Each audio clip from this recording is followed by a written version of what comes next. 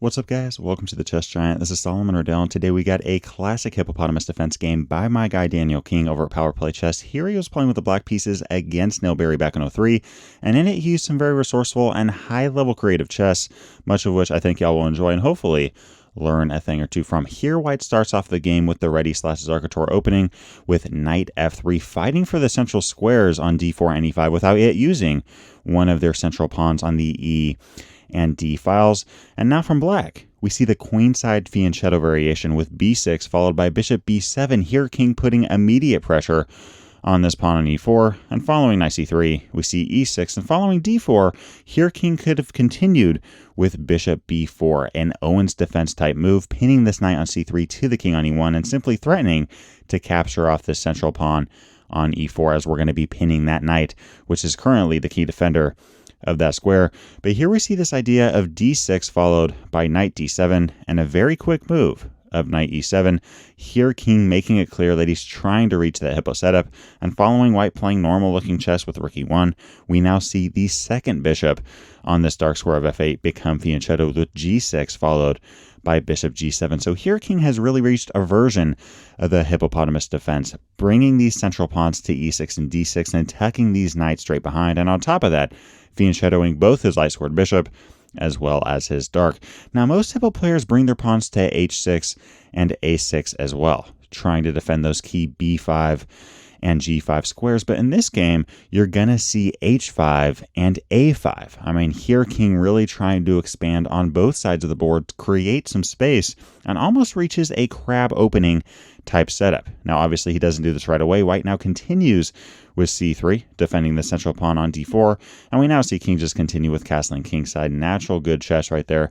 And after knight g3, we really have three main ideas in the Hippo that we can use if White does not try to attack us and bring the pressure on immediately. One of them is using our outer pawns and trying to help create a b5/g5 push, much of the time tucking one of our knights right behind those pawns. The second idea is to use one of our flank pawns on f7 or c7 to put some pressure on d4/e4. And finally, the third idea, to try to lock things up in the center with a move like e5 or d5. It really depends on what White plays, but the Hippopotamus defense is much more flexible and even aggressive than most people think. Sure, we're not trying to win the game in 10 moves, but once these 10 moves are played, we really do have a lot of ideas. Here we see King continue with e5, trying to expand in the center of the board, and in this situation, I think that this is a very good idea. In either case, if White captures on e5 or plays the move of d5, this bishop on d3 is going to be somewhat of a tall pawn. So just by playing e5, here King is trying to really limit the activity of his opponent's pieces. Here White is not in a rush to play either of these and simply continues with a4, looking to play a5, putting pressure on b6 with a6 ideas in the air. Here King goes, you know what, I don't want you to play a5, so I'm going to play a5 myself. And now following this move of bishop c2, we see another key idea in the Hippo with knight c6, using one of our knights, swinging it over to a more natural square, and putting pressure in the center of the board. In fact, right now, we have a knight, pawn, and bishop all ganging up against this pawn on d4. And here King's really asking White the question, okay, are you going to take on e5, or are you going to play a move like d5? Now, obviously, White is not even threatening to win a pawn because White does have a lot of defenders. I think here White should have just continued with an idea like bishop g5, followed by continued development of their pieces. But let's answer the question, what would happen if a move like d5 was played? In this case, King would have went right back to e7. Some of you are probably wondering, okay, wait, why would black ever want to play knight c6 and then just bring this knight right back? Well, similar to the Bogo Indian, if any of you guys are familiar with that, we are trying to get White to play this d5 move because notice all the attacking chances they just lost in this game. Going forward, it's going to be very hard for White to make any kind of breakthrough at all. We simply have great control of the dark squares, specifically this square on c5. We're also putting pressure on b4, and now as black, we have potential c6 and f5 breakthroughs. Here, if White plays a move like bishop e3, we actually don't need to be in any rush at all. We can play something like h6, followed by king h7. Again, we have potential f5 ideas. Obviously, I don't think this is the best move right now because of this bishop on c2, but we do have f5 ideas in the air, really putting pressure on e4 as well as eyeing f4 ideas. On top of that, we have ideas such as knight f6 and knight g4 attacking that dark squared bishop, which is currently their good bishop, and we can always play a move like knight c5. Not to mention, in a position like this, sure, our bishop on b7 is somewhat inactive, but we can always make it more active in just a single turn. So here I think white was probably smart from a practical sense to not lock this game up. So y'all, white did not push with this move of d5, nor did white continue with bishop g5, which is my personal recommendation, but instead plays this move of d takes e5, and now we see black's pieces start to unravel in this position, starting off with knight c takes on e5, really bringing an active minor piece into the game. White could have taken this knight on e5, in which case, okay, we're just going to capture back. But instead, we see this move of knight d4. White here trying to create the tension and making it clear that they're probably wanting to make this f4 push, and that's actually what they did the very next move. But notice what King did here with queen h4. Very active idea, followed by knight g4, attacking this pawn on h2.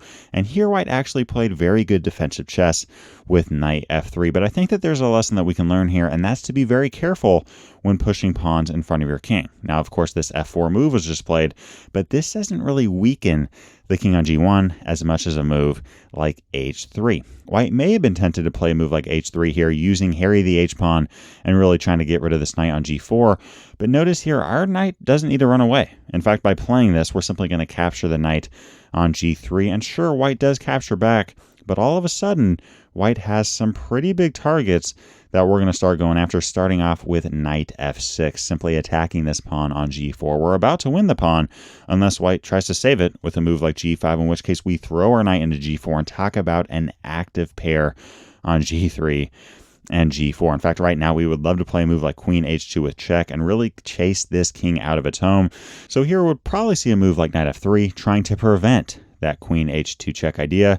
But now in a position like this, guys, we are on the attack. There's really no way for white to get rid of our queen or knight anytime soon. So let's break this game open with a move like d5. Sure, it does lose a pawn, but we're now going to play a move like rook fe8, fighting for this open file. White is very underdeveloped, and we have bishop f8 followed by bishop c5 ideas attacking the king on g1. White is probably not going to be surviving this game very long. So again, y'all, when you are in a position like this, don't play something like h3 and allow the pawn structure in front of your king to become extremely weak. Instead, just continue with a move here, such as knight f3. And once this queen gets out of the way, then continue with this idea of h3. Very good defensive chess there from white, bringing this knight back to f6. Here I actually think the white may have had an opportunity to simply break through with e5 and try to make this game crazy, as this rook is currently aimed directly at the opponent's queen. But instead here we see this move of bishop e3. This may have been a little bit passive of a move, because now black is able to play rook fe8 and start getting more pieces involved. White continues with knight d2, and now we see Harry the h-pawn from black continue with h5, looking to play h4, really trying to disrupt the positioning of this knight, which is a key defender of this pawn on e4. And here from white, we see a response of knight h1. I really don't think that this was the best option from white. I think that white needed to play a move like f5, maybe even get this bishop out of the way, instead of play a move like knight h1. Now, in one sense, I do understand here white is trying to relocate this knight to f2. And it actually turns out, as we're going to see, we can't win a pawn in this situation. But guys, white is going to have a knight on h1, arguably the worst square on the board at the moment. And black is going to have attacking chances in a more coordinated position because of it, starting off with knight takes e4. And here we see a bunch of trades. Bishop takes and bishop takes back right in the center. And notice here, white could have taken the bishop on e4, but white's going, look, why not get something in return? I could make a dead even trade, or I could simply take a pawn and then win a piece, right? So here white went, look, I'm giving up a piece for a pawn, and then I'm getting a piece in full. That's much better than a trade, because you're getting that one pawn in material. But even now, white still has a much better game, following queen d7, putting some pressure on this rook. And we now see this move of knight f2. White here trying to untangle their position, but notice how awkwardly white's pieces are currently placed. It's simply because of this move h5, trying to play h4, which really made this knight go back to h1, and now the square of f2. We now see black continue with d5. King here just expanding in the center. Here white really had no choice but to play a move such as rook e2, which is somewhat passive, or this move of rook takes e8 with check, which is what we see. We now see rook takes e8 from black, and now following knight d3. In a position like this, your pieces are more active than white's. This queen on d7 is solid. We have an active rook on the e file. This bishop is well placed, as well as this knight on b6. We cannot play passive chess and kind of move around with moves like f6 or king h7. We got to get our pieces even more active and really try to break open this game. Since we are on the attacking side, we're now going to continue with d4. This move from king, very strong. When you are on the attack, you want to break things open.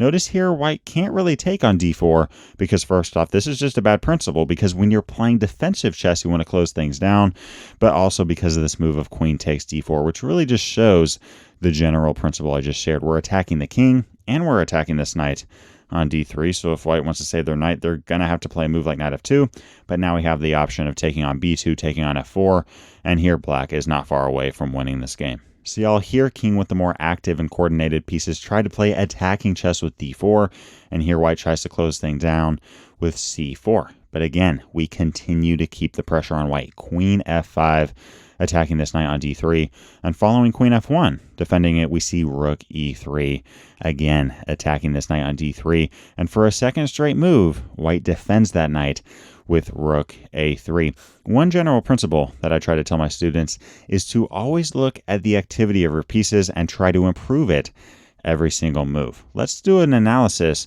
of each of our pieces and see how active they are at the moment. This rook is extremely active on e3. I can't think of a much better spot, and white is not going to be able to get rid of it anytime soon. This queen on f5 is also extremely active, attacking that knight on d3. This knight on b6 is well placed, attacking both c4 and the pawn on a4. The one piece that isn't as active is this bishop on g7. And again, this is not a bad piece. In fact, it's defending this passed pawn on d4, which is defending the rook on a3.